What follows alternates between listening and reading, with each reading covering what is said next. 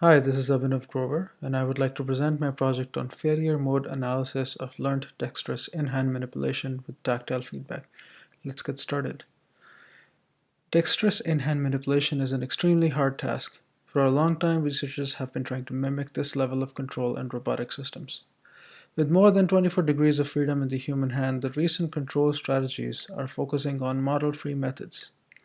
Some of the recent work by OpenAI tackles the problem from a deep reinforcement learning perspective.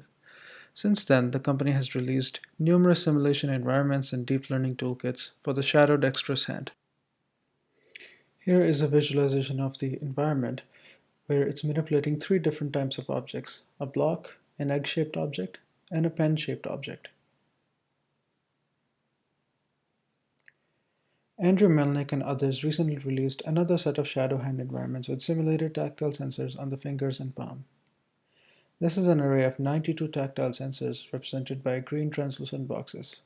Learning tasks have been defined for each of the three manipulated objects.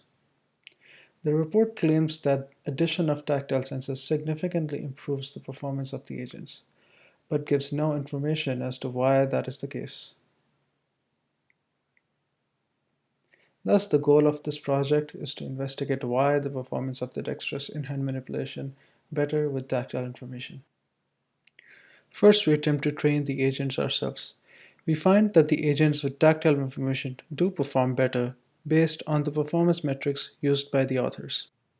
Next, we visually examine successful maneuvers learned by the agents and classify them according to these categories. Here is a successful block manipulation attempt where the agent uses regrasping and finger pivoting to rotate the block, then uses an in-grasp manipulation to place it in the correct position. Similarly, here are videos of successful manipulation of an egg and pen-like object. Next, we visually examine the failure modes for each of the 6 manipulation agents. We discovered that failures can occur due to 3 reasons. The most common reason is that the object falls out of range. Here is an example of a block falling. The second most common is the object locking in an unrecoverable state. This is most common failure mode for pen manipulation. Lastly, the agent can also run out of time and fail.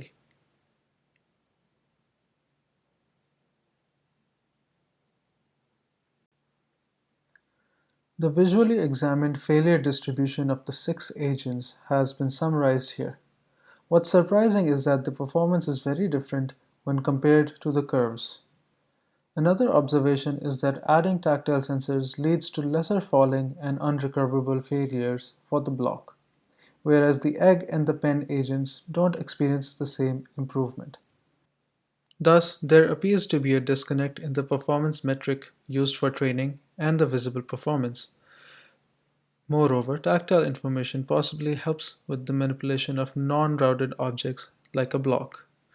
Suggested future work is to run these experiments with vision-based object state estimation, possibly on a real robot, to see the real advantage of tactile sensors.